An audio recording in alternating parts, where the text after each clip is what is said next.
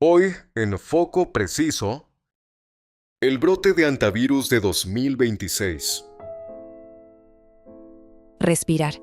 Es una acción tan automática, tan básica, que casi nunca pensamos en ella, ¿verdad? Inhalamos, exhalamos. Pero ¿qué pasa cuando ese mismo aire, el aire que nos rodea en una cabaña rústica, en un galpón cerrado o incluso en los pasillos de un crucero de lujo, esconde una amenaza letal? Les damos la bienvenida a esta investigación documental. Para comprender de verdad las alertas de salud global que están dominando los titulares hoy en día, tenemos que ir mucho más allá del pánico inicial de las redes sociales. Tenemos que sumergirnos en los datos fríos, en la biología implacable de los patógenos y en la historia médica. Hoy, nuestro análisis se centra en un virus que, históricamente, ha operado en las sombras, un asesino silencioso de las zonas rurales que de repente ha demostrado tener el potencial de paralizar sistemas de salud enteros si encuentra el entorno adecuado. No necesita de mosquitos, ni de garrapatas, ni de vectores complejos. Le basta con el polvo suspendido en el aire. Hablamos de una familia viral tan antigua como peligrosa. Hoy, en este análisis profundo, vamos a desglosar todo sobre el hantavirus y más específicamente, vamos a entender la crisis sin precedentes que ha puesto a este microorganismo bajo la lupa del mundo entero. Para establecer la verdadera gravedad de lo que estamos enfrentando aquí, quiero que nos detengamos en este número por un momento, entre un 30 y un 50%. Esa es la tasa de letalidad. Para ponerlo en perspectiva, no estamos hablando de las fracciones de porcentaje que solemos ver en la gripe estacional o incluso en otras emergencias sanitarias recientes. Este número corresponde específicamente al síndrome pulmonar por hantavirus, y la forma en que ataca el cuerpo es francamente devastadora. Cuando este virus en particular logra ingresar al sistema respiratorio, no se queda simplemente en la garganta o los bronquios. Invade directamente las células que recubren los diminutos vasos sanguíneos de los pulmones, los capilares. Al hacerlo, causa un daño estructural que provoca que estos capilares empiecen a filtrar líquido hacia los sacos de aire. Médicamente, esto se conoce como edema pulmonar no cardiogénico, pero en términos simples y llanos, los pulmones se llenan de fluido a una velocidad alarmante. El paciente comienza a ahogarse desde adentro, llevando a una disfunción masiva del sistema respiratorio y, en consecuencia, del corazón. Una vez que aparece el primer síntoma grave, se desata una carrera contra el reloj verdaderamente aterradora. Bueno, adentrémonos de lleno en el evento que cambió las reglas del juego. El catalizador de toda esta investigación no es un brote aislado en un bosque remoto o en un aserradero, no. Estamos hablando de una anomalía médica absoluta. Imagínense el escenario, año 2026, un brote desatado por una cepa muy específica, el virus Andes, a bordo de un enorme crucero comercial. Fíjense que los cruceros son, por definición, ecosistemas cerrados y sumamente delicados. Tienen miles de pasajeros compartiendo comedores, pasillos estrechos y, lo más crítico, sistemas de aire climatizado reciclado durante semanas. Ver a un patógeno que históricamente siempre ha estado ligado a los roedores y a la tierra seca, propagándose en este tipo de entorno hiperconectado, fue algo que sacudió los cimientos de la comunidad científica. Literalmente redefinió nuestras evaluaciones de riesgo a nivel global de la noche a la mañana. Sección 1. ¿Qué es el hantavirus y cuál es su naturaleza biológica? A ver, para entender cómo un virus de campo termina en un barco de lujo, primero tenemos que entender su biología básica. Los hantavirus son parte de la familia Hantaviridae. Son lo que llamamos virus zoonóticos. Esto significa que su reservorio natural, su hogar, son los animales, en este caso roedores silvestres. Pero aquí está el detalle fascinante y peligroso. Los roedores no se enferman. El virus vive dentro de ellos de forma persistente, casi en armonía, a lo largo de toda su vida.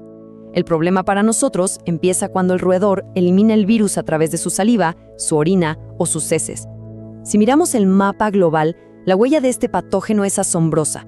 Estamos hablando de estimaciones que van desde las 10.000 hasta más de 100.000 infecciones humanas cada año en todo el mundo. Y el mecanismo por el cual nos infectamos es, como decíamos al principio, casi invisible. Imaginen esto. Un ratón infectado deja orina o excremento en un galpón. Eso se seca. Semanas después, alguien entra a limpiar, mueve cajas o simplemente empieza a barrer. Ese simple acto de barrer levanta partículas microscópicas de polvo mezcladas con el virus. Si estás ahí y respiras ese aire, el virus entra directamente a tus pulmones. Esta transmisión por aerosoles es el motor principal de la enfermedad, afectando históricamente a grandes poblaciones rurales, especialmente en regiones de Asia y Europa, que es donde siempre se ha concentrado la mayor carga de casos anuales. Ahora fíjense bien en esta ilustración porque nos muestra una división crucial, tanto geográfica como clínica. Es casi como si estuviéramos lidiando con dos enfermedades distintas. A la izquierda tenemos a los hantavirus del Viejo Mundo. Estos circulan por Europa y Asia y son los responsables de causar la fiebre hemorrágica con síndrome renal. Como su nombre indica, el virus ataca principalmente los riñones y el sistema vascular. Es una enfermedad gravísima, no me malinterpreten, pero la tasa de letalidad generalmente se mantiene por debajo del 15%. Sin embargo, si miramos a la derecha, entramos al territorio del Nuevo Mundo, las Américas. Aquí, las cepas de hantavirus causan el síndrome cardiopulmonar.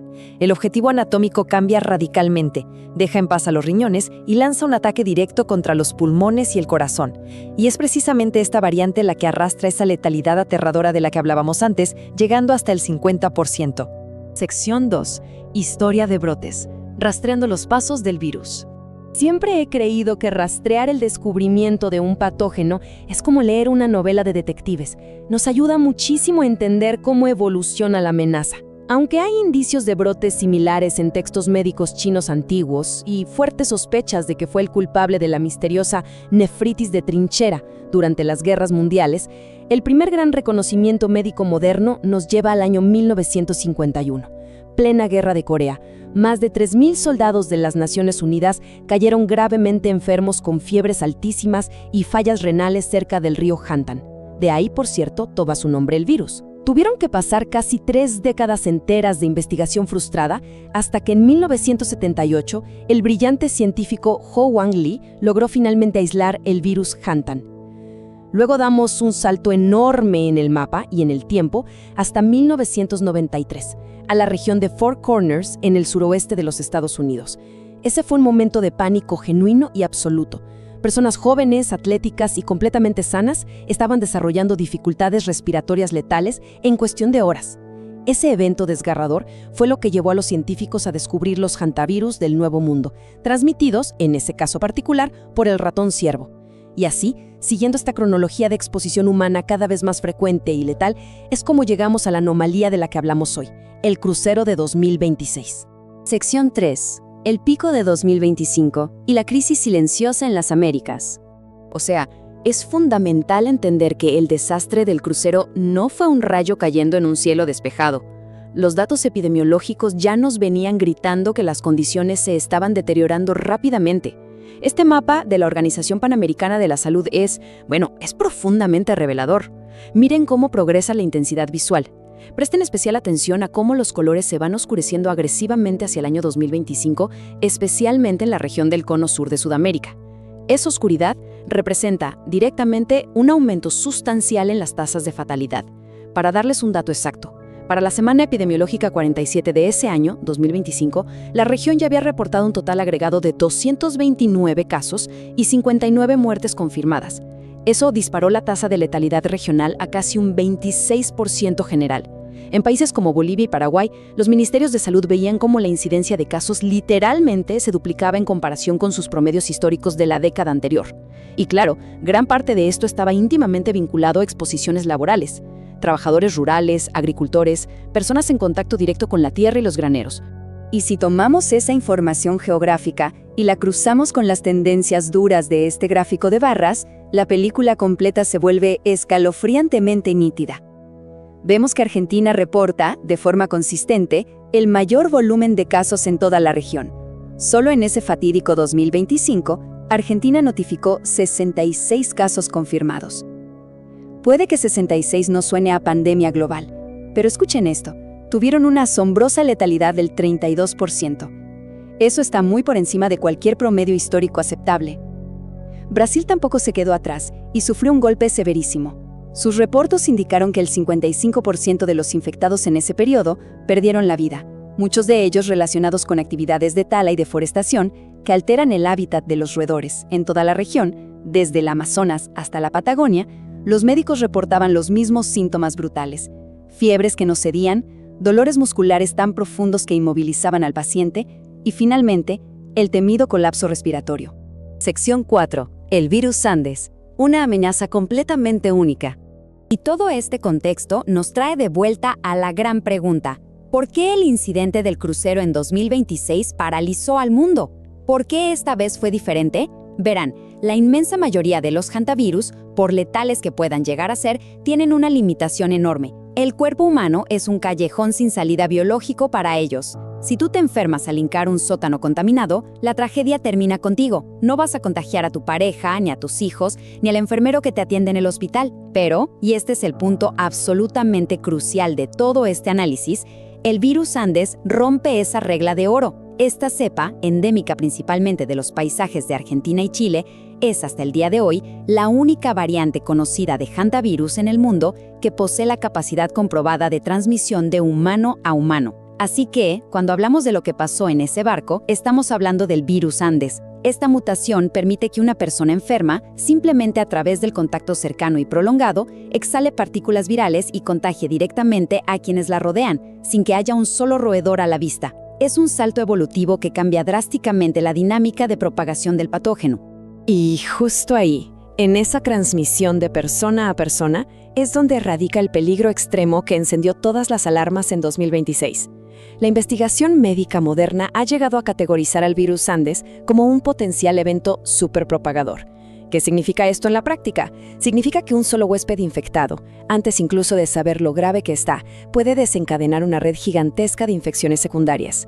Ahora, quiero que imaginen esta dinámica operando dentro de un crucero, cientos, a veces miles de pasajeros y tripulantes conviviendo e interactuando en espacios cerrados y climatizados. Pasar por un solo pasillo con poca ventilación o compartir una cena de 2 horas en el restaurante principal podría ser más que suficiente para exponer a docenas de individuos vulnerables de una sola vez. Esta capacidad de salto humano distancia abismalmente esta amenaza de las exposiciones ambientales que históricamente siempre fueron aisladas y esporádicas.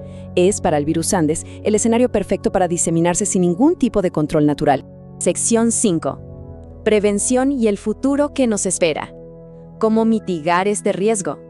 Frente a datos tan implacables y riesgos que evidentemente van en aumento, no podemos quedarnos paralizados. Tenemos que hablar de acción. Las alertas epidemiológicas que emiten las autoridades no están diseñadas para sembrar el terror, son en realidad manuales operativos para la mitigación. Y en el caso del hantavirus, la prevención primaria es muy específica y requiere un cambio de hábitos. Sabiendo que la infección clásica ocurre por inhalación, el objetivo doble es claro. Primero, evitar que los roedores aniden cerca de nosotros. Y segundo, si ya lo hicieron, evitar a toda costa levantar polvo.